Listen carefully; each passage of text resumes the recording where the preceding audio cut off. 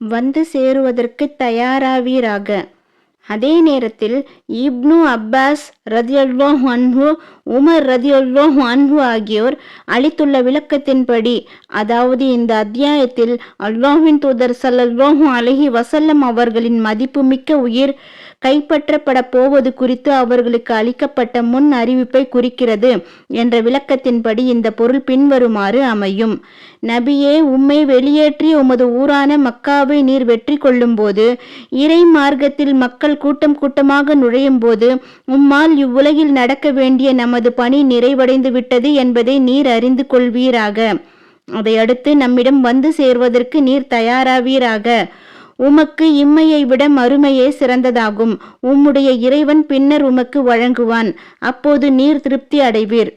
இதனாலேயே இவ்வத்தியாயத்தின் 3வது வசனம், உம்முடைய இறைவனை நீர் போற்றி துதித்து அவனிடம் பாவ மன்னிப்பு கோருவீராக. நிச்சயமாக அவன் பாவ மன்னிப்பு கோரிக்கையை அதிகம் ஏற்பவனாக இருக்கின்றான் என்று கூறுகிறது. ஆயிஷா ரதியல்லாஹு அன்ஹா அவர்களின் அறிவிப்புகள். ஆயிஷா ரதியல்லாஹு அன்ஹா அவர்கள் கூறியதாவது, அல்லாஹ்வின் தூதர் ஸல்லல்லாஹு அலைஹி வஸல்லம் அவர்கள் குர்ஆனின் இந்த 110வது அத்தியாயத்தின் கட்டளையை செயல்படுத்தும் வகையில் தமது தொழுகையின் ருக்குவிலும் சஜ்தாவிலும் சுபஹானக அல்லாஹும்ம ரப்பனா வபிஹம்திக அல்லாஹும்ம மக்ஃபிர்லி, இறைவா எங்கள் அதிபதியே, உன்னையே போற்றி புகழ்ந்து துதிக்கின்றேன், இறைவா எனக்கு மன்னிப்பாயாக என்று அதிகமாக கூறி வந்தார்கள்.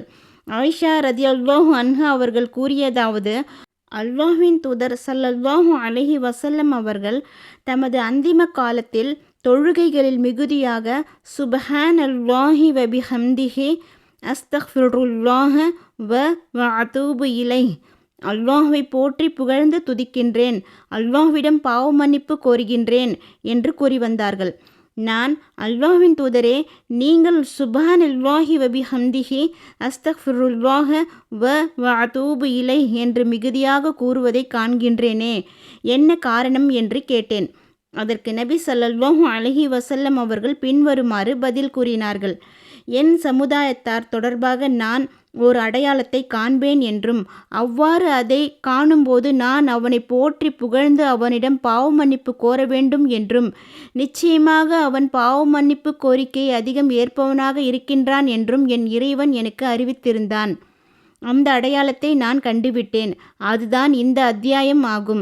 அல்லாஹ்வின் உதவியும் வெற்றியும் வரும்போது அல்லாஹ்வின் மார்க்கத்தில் மக்கள் கூட்டம் கூட்டமாக நுழைவதை நபியே நீர் காணும்போது, உம்முடைய இறைவனை நீர் போற்றி துதித்து அவனிடம் பாவ மன்னிப்பு கோருவீராக.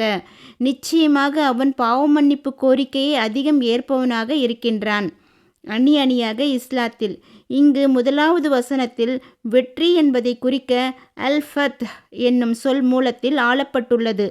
இது மக்கா வெற்றியையே குறிக்கிறது. இதில் மற்றொரு கருத்து ஏதுமில்லை. ஏனெனில் அரபு குலங்கள் இஸ்லாத்தை தழுவுவதற்கு மக்கா வெற்றியின் தருணத்தை எதிர்பார்த்து காத்து கொண்டிருந்தனர். அவர் முஹம்மத் தம் சமுதாயத்தரை குறைஷியை வென்றுவிட்டால் அவர் உண்மையான நபிதான் என்று சொல்லிக் கொண்டிருந்தனர்.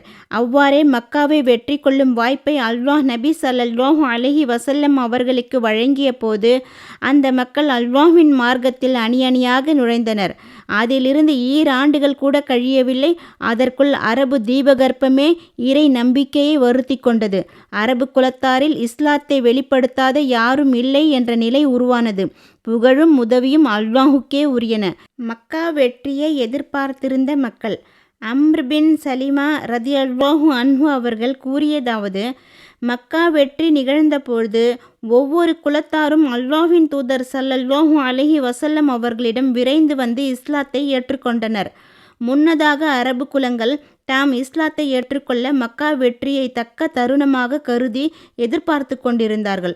ஆகவே அவர்கள் அவரை அவருடைய குலத்தாரான குறைஷியருடன் விட்டுவிடுங்கள், ஏனெனில் அவர்களை அவர் வென்றுவிட்டால் அவர் உண்மையான இறை தூதர்தான் என நிரூபணமாகிவிடும் என்று சொன்னார்கள். கூட்டம் கூட்டமாக நுழைந்ததும் வெளியேறுவதும். ஜாபிர் பின் அப்துல்லா ரதியல்லாஹு அன்ஹு அவர்களின் அண்டை வீட்டார் ஒருவர் கூறுவதாவது, நான் ஒருமுறை பயணத்திலிருந்து திரும்பி வந்தேன். அப்பொழுது ஜாபிர் ரதியல்லாஹு அன்ஹு அவர்கள் நலம் விசாரிப்பதற்காக என்னிடம் வந்து எனக்கு சலாம் கூறினார்கள்.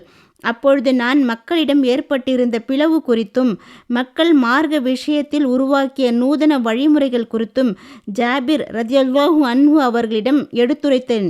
இதை கேட்ட ஜாபிர் ரதியல்லாஹு அன்ஹு அவர்கள் அழத் தொடங்கினார்கள். பின்னர் அவர்கள், மக்கள் அல்லாஹ்வின் மார்க்கத்தில் கூட்டம் கூட்டமாக நுழைவார்கள், பின்னர் அதிலிருந்து கூட்டம் கூட்டமாக வெளியேறவும் செய்வார்கள் என்று அல்லாஹ்வின் தூதர் ஸல்லல்லாஹு அலைஹி வஸல்லம் அவர்கள் கூறியதை நான் செவியுற்றுள்ளேன் என சொன்னார்கள். அன்-நஸ்ர் அத்தியாயத்தின் விரிவுரை இத்துடன் நிறைவுற்றது. புகழும் உதவியும் அல்லாஹுக்கே உரியன.